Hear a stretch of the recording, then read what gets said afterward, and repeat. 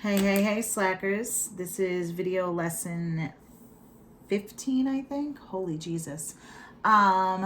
So welcome back. We are in the trenches of probability. Probability.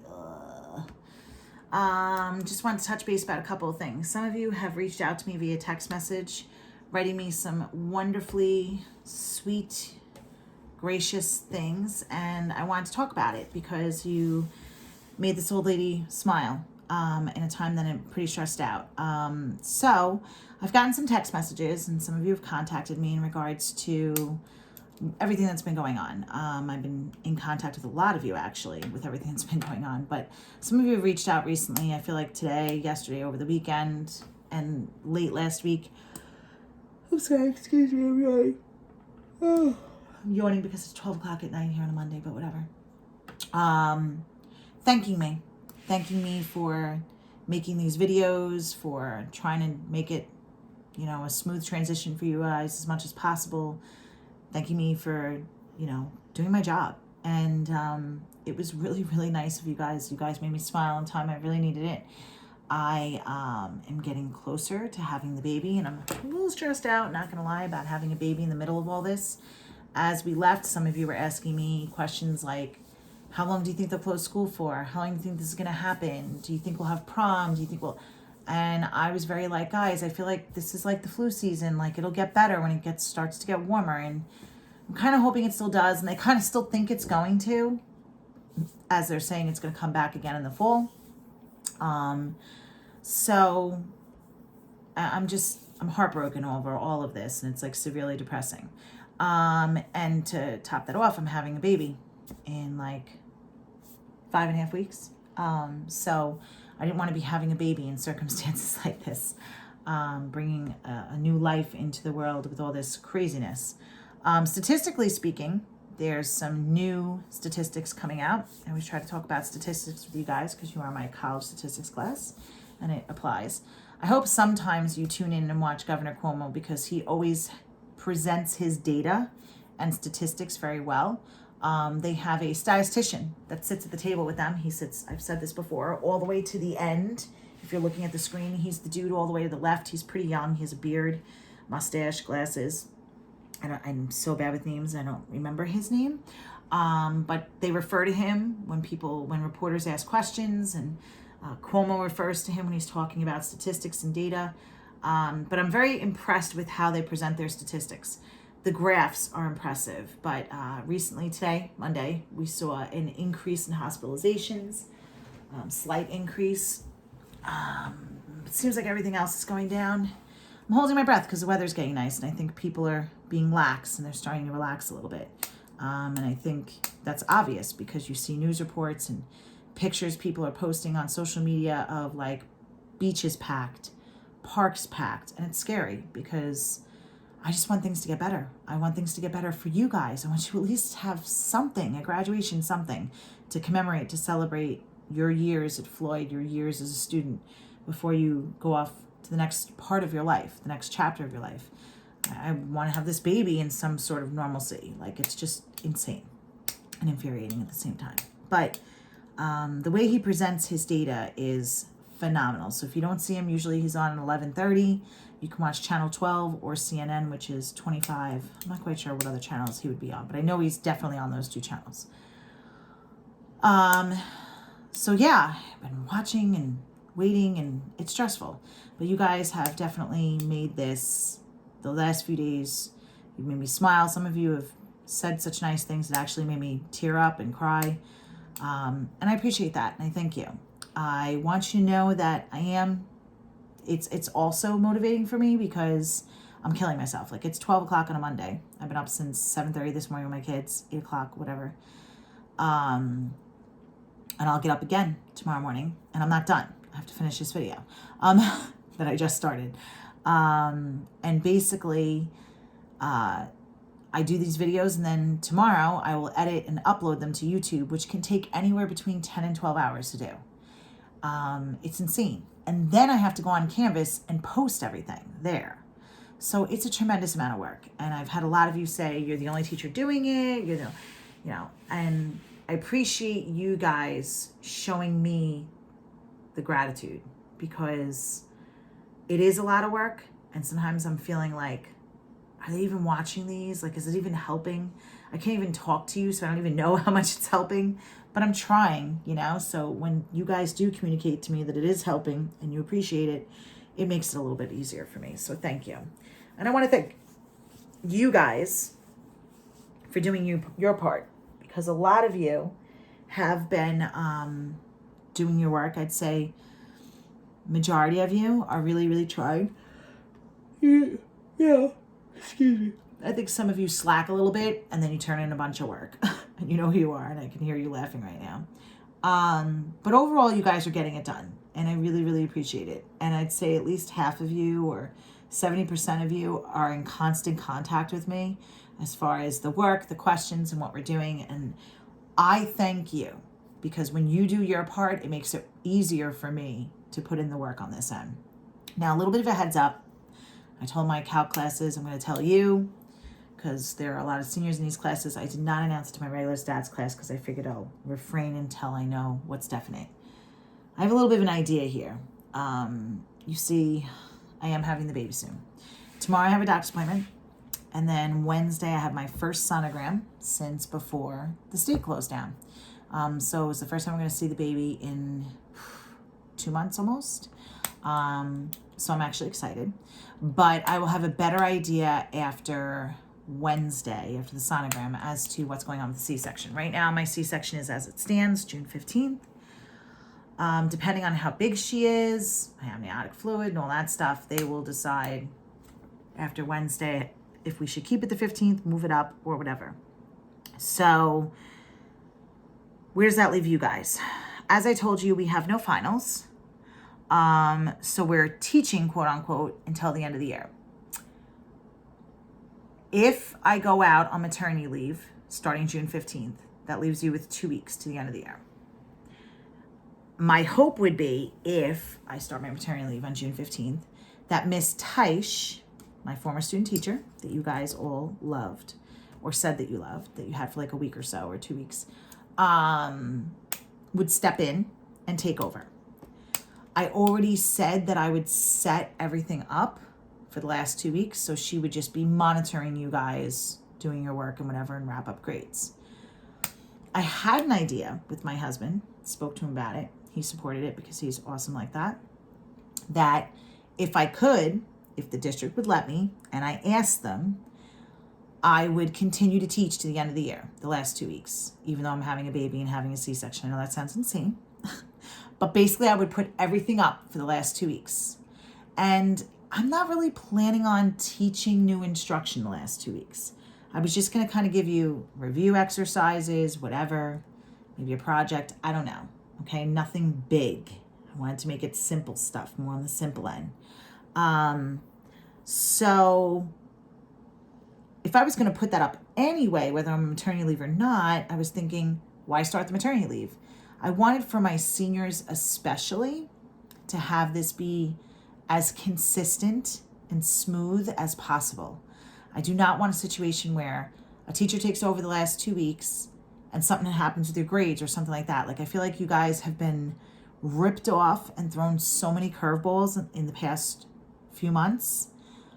I don't want you to have another one. So if I can, and they will allow me to, I'm thinking about working the first 2 weeks of me having the baby, the last 2 weeks of your year, and then starting my maternity leave in September. That is not a definite. It has not been approved. I don't know if it's allowed, but that's what I'm pushing for. Okay? So stay tuned next time for more information. All right, but anyway, that's where I'm at right now. Just wanted to start with that.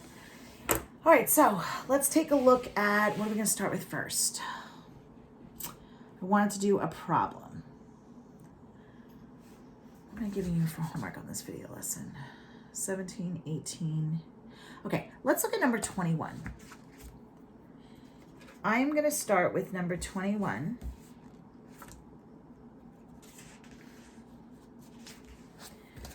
Which is just, a problem in the textbook handout that I uploaded and you guys got for video lesson 14. So I already wrote 12, but I'll change it. 21. Okay? So 20. Oh my God. This is what happens when you teach at 12 o'clock at night. 20. Rural speed limits. It's on page 197 in the textbook handout. Rural speed limits for all 50 states are indicated below. So they give us 60 miles per hour, 65, 70, and 75. In Long Island, it should really start with 65 and go up to like 95, but whatever. Choose one state at random. Find the probability that its speed limit is. Okay, so for part A, they want to know the probability that it's 60 or 70. So when I do this problem for 60 or 70, I have to think about first, what's the total? So I'm going to add these up.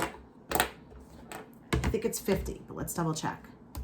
Because it is 12 o'clock at night, and Lord knows I'm going to make a mistake. Yeah, we got 50. So these both go over 50. It's what you want out of the total. Now remember, when you hear the word or, you add. When you hear the word and, you multiply. So 60 miles per hour is 1 out of 50. And 70 miles per hour is 18, which means the total is 19 out of 50. Okay? Part B, greater than, the probability that it's greater than 65 miles per hour. So more, that's these two. So I'm going to add these up. What's 18 and 13? 18 out of 50 and 13 out of 50. I think is 31 out of 50, but let's make sure. Because like I said, it's late and this mama is tired. Yep, that's 31 out of 50. 31's a prime number, so that must be in lowest terms. Part C, 70 miles per hour or less. So that's less than or equal to. Okay, so 70 or less. That would also be at most 70.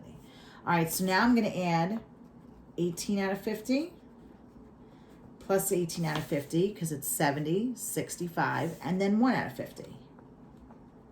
So this is 36. I think it's 37 out of 50. Does that sound about right?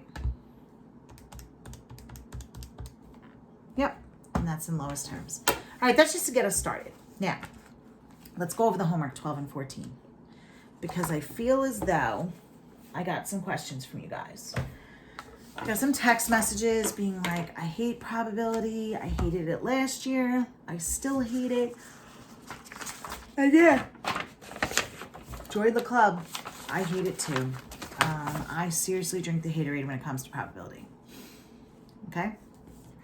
So, number 12. All right, 12 says, if a die is rolled one time, so you have a die. A die has 6 sides, right? 1 through 6. Find these probabilities. So, part A, the probability of getting a 4. How many sides on a die have 4 dots on it? That's right, it's 1 out of how many total? It's 6. All right, part B, of getting an even number.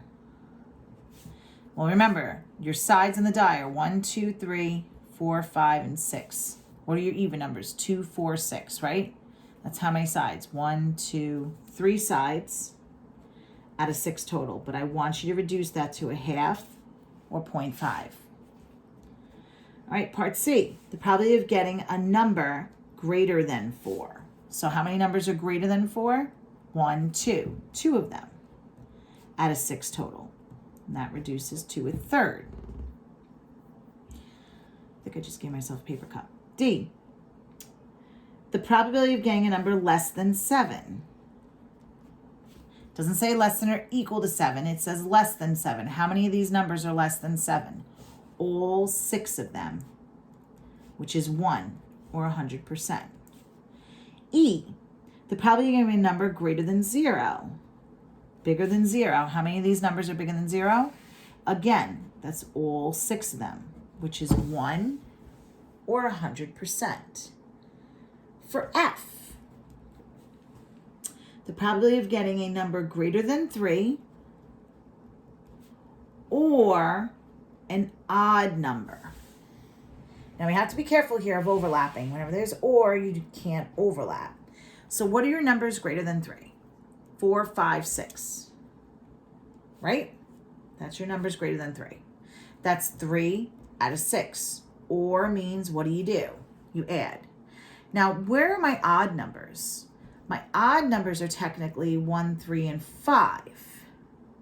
But I already counted the 5. See, that's overlapping, so I can't count it twice. If I counted it here, I can't count it over here. So this is 2 out of 6. What's 3 plus 2? 5 out of 6. Okay. Part G. The probability of getting greater than 3 and the probability of an odd number. So it has to be greater than 3 and an odd. This one's tricky. You see the word and, so you're going to multiply. Greater than 3 is 4, 5, 6. And an odd number is 1, 3, 5. With this one, you can overlap because I'm not counting it twice because I'm multiplying. So it's 3 out of 6 and 3 out of 6, which is 9 out of 36, which is 1/4. Okay? All right, let's look at 14. 14 is a deck of cards. Probability of an ace. Hopefully you guys saw that image. Oh my God, I don't think I attached the image. I'll put that up there today. I'm so sorry. I said I would. I made it a PDF and I think I forgot to last night. I will double check when I get off of this. All right, the probability of an ace. How many aces are in a deck of cards? There's 1 in each suit and there are 4 suits. So it's 4 out of 52, which is 1 out of 13. There's 1 ace in each suit. Okay, that's part B. Part A. Part B. A diamond. Diamond are a girl's best friend. How many diamonds are there? 13 total out of 52. That is also 1/4. Quarter of the deck. Part C. The probability of an ace of diamonds. An ace of diamonds. There is only 1 ace of diamonds in the entire deck. So that is 1 out of 52. All right. Part D. A 4 or a 6. So be careful with overlapping. How many 4s are there? There are 4 of them, 1 in each suit. Or means I add. And how many 6s? 4 of them. That's 8 out of 52, which is 2 over 13. All right, part E. I have a 4 or a club. How many 4s are there? There's still 4 out of 52, 1 in each suit. Or means I add. How many clubs are there? So how many cards in each suit? We said 13, but one of them is a 4 of clubs. I already counted it. So you have to be careful. You don't want to count it twice. So I take the 1 club out of the 13 totals. So that's 16 out of 52, which is 4/13. All right, let's keep going. F. A 6 or a spade.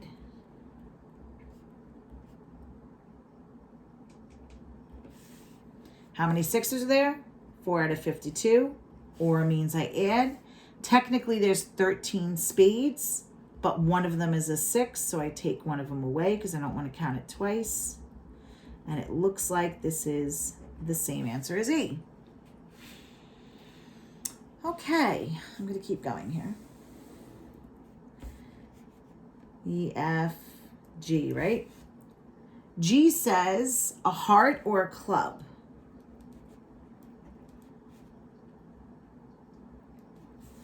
Okay, how many hearts are there? 13 out of 52 total, or means I add. How many clubs? 13. Well, there's no overlapping because they're different suits.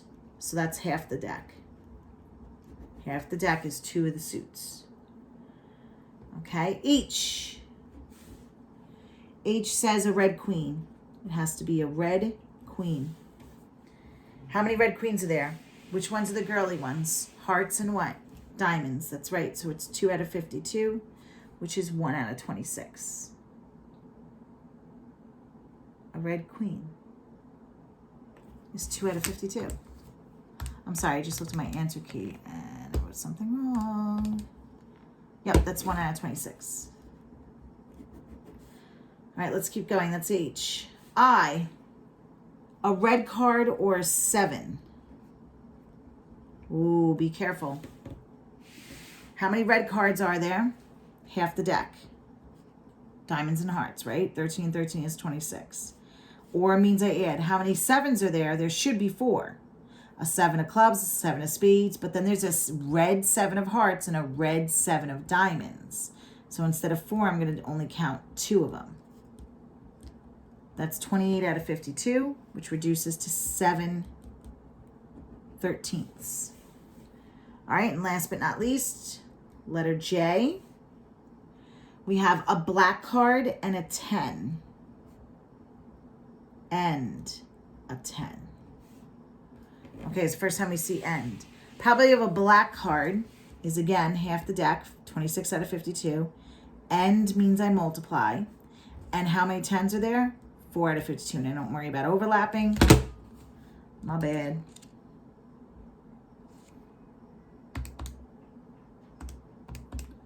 I'm going to get something like 104 out of 2704.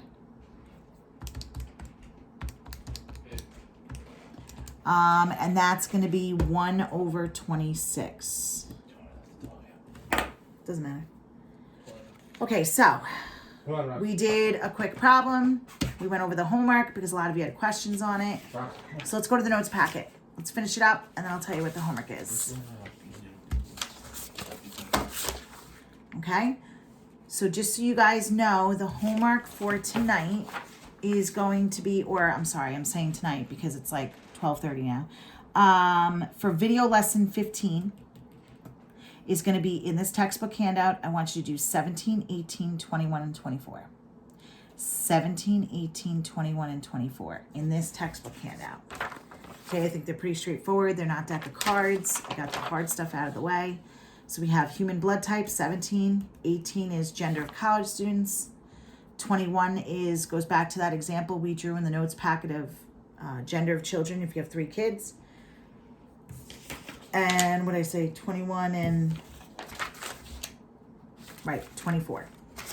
Okay, so this is 24, computers in elementary schools. Okay, give those 4 a try. 17, 18, 21, and 24. Okay, so in the notes packet, I believe we left off after example 8, drawing cards. Let's see. We did all this. We did all that. Damn, we did a lot. We did all that. We did rounding rule. And we talked about or and end. Or you add, and you multiply. We just went over all the homework problems with that. And we did example 8, parts A through F. Okay, so here we are. Some more definitions. So this is notes for video lesson 15.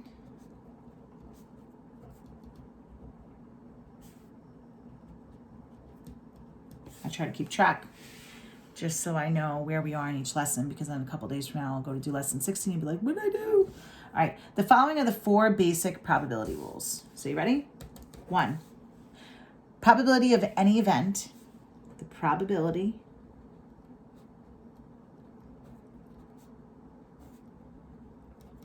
of any event is a number between 0 and 1. Okay? It always has between 0 and 100% for a probability. 2, if an event cannot occur,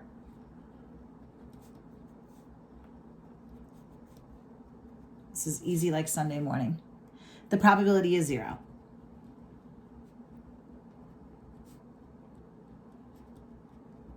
Okay, so sometimes, very rarely, we look at our weather forecast and there's a 0% chance of rain. Okay, number 3. If an event is certain to occur, if an event is certain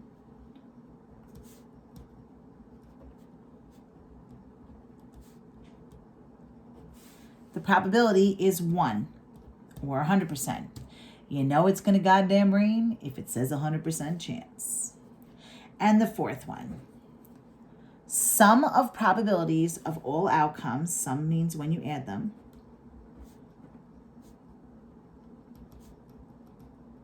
sum of all probabilities of all possible outcomes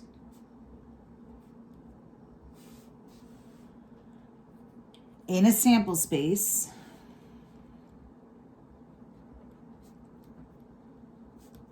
is 1. When you add up all the possible outcomes, it should add up to 100%. Okay, so basically probability is always stuck between 0 and 100%. If it's not going to happen at all, it's 0. If it is definitely going to happen, it's 100%. And when you add up all the possible outcomes, it should add up to 100%. Okay, it's pretty straightforward. That's why I'm going pretty quick through it. Okay? All right, so for the next part, let's look at example 9 and 10. Rolling a die. When a single die is rolled, find the probability of getting a 9. Is there any chance if you roll a die, it's going to land on 9 dots? No, it's definitely not going to happen. It's a 0% chance. The probability of a 9 is 0. All right, when a single die is rolled, what's the probability of getting a number less than 7? Well, when you roll a die, it can land on a 1, a 2, a 3, a 4, a 5, or a 6. There's 6 sides on a die. So what's probably getting a number less than 7? Add them all up. We just did this when we went over the homework. Probably of it landing on a number less than 7 is all 6 sides are smaller than 7 out of the 6 total sides. So it's 100%. Okay. All right, let's keep going. Complement of an event. Oh, damn. I need my other notes packet.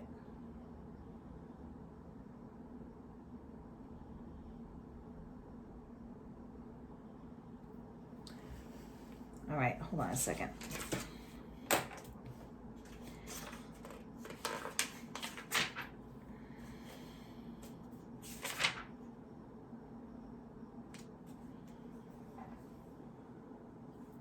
Okay, it is the set of outcomes in the sample space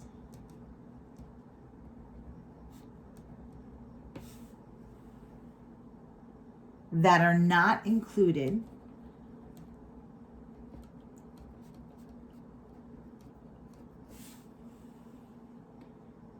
in the outcomes of the event.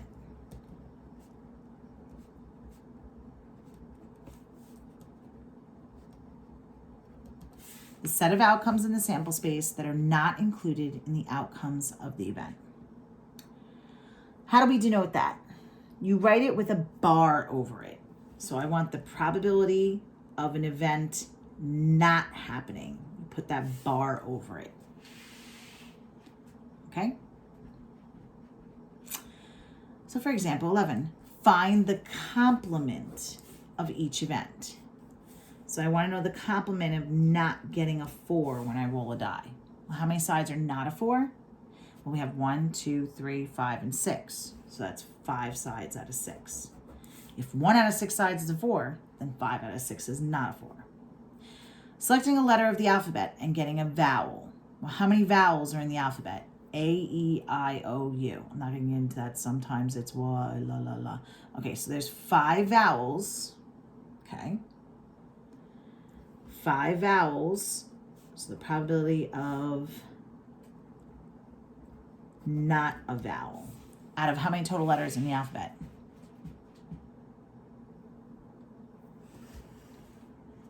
I love asking this question because you guys go,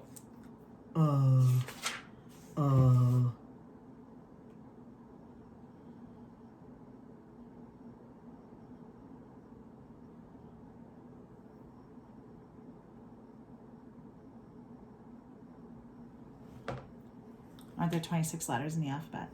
Yeah. So 5 of them are vowels. That means it's 21 out of 26. And that does not reduce, right? Let's double check. God, it's late, so I'm starting to question everything. There we go. All right, so selecting a month and getting a month that begins with a J. So the probability of it not starting with the letter J. All right, so I'm going to count all the ones that are not J. January, February, March, April, May, June, July, August, September, October, November, December. So it sounds like there's 9 months out of 12, which reduces to what, 3/4? 3 of the months are J's, so that means 9 of them are not J's. Selecting a day of the week and getting a weekday. Well, there's how many weekdays? That's right, there's 5 weekdays. So, how many of them are not weekdays? Or how many of them are weekends? Is 2 out of 7. All right, if the probability that a person lives in an industrialized country of the world is 1/5, find the probability that a person does not live in an industrialized country. So the probability that it's not industrialized. If it's 1/5 is, then 4/5 is not. You just do 1 minus that number, or 100% minus the percent. All right, and last but not least, we're going to talk about empirical probability.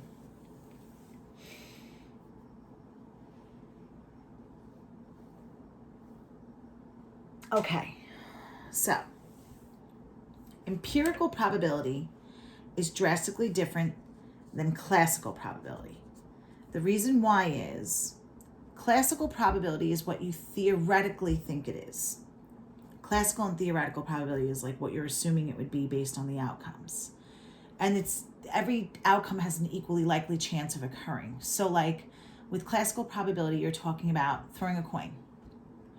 You know, if I throw the coin 50 times, how many out of the 50 should it land on heads?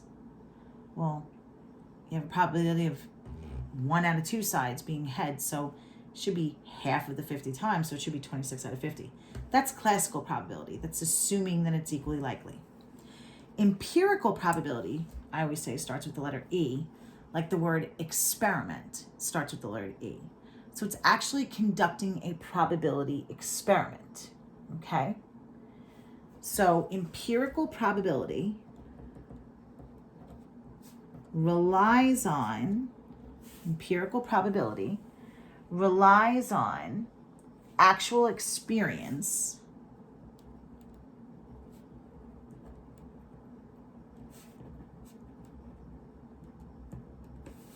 to determine the likelihood of outcomes.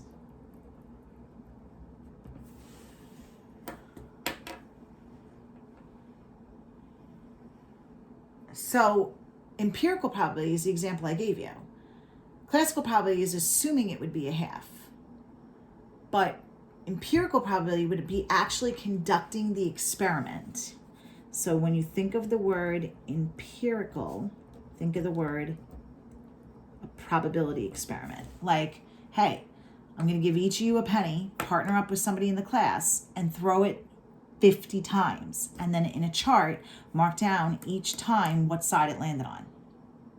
Now, there's this law of subjective numbers that we're going to talk about, I think, in the next packet.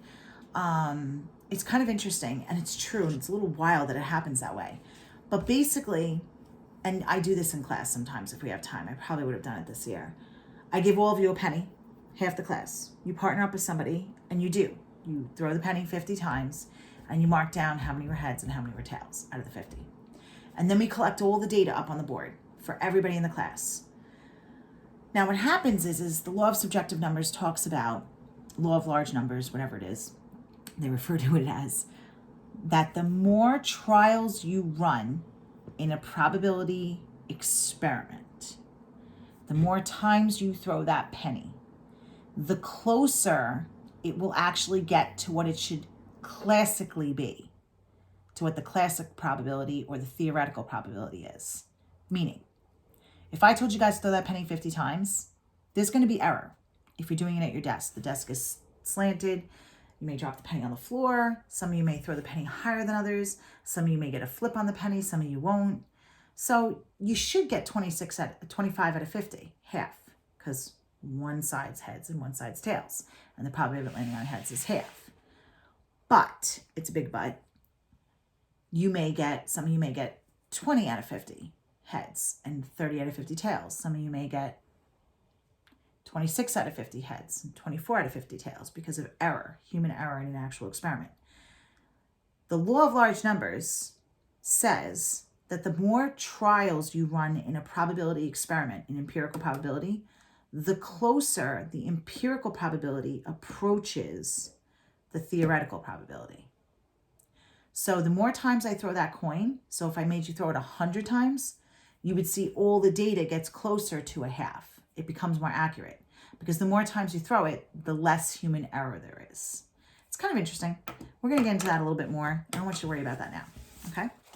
But to wrap it up here, please remember your homework for lesson 15 is in the textbook handout, 17, 18, 21, and 24. All right, my darlings, I'm going to finish up on that one, and I want you all to have a good night. I'm exhausted. It is 20 to 1 in the morning.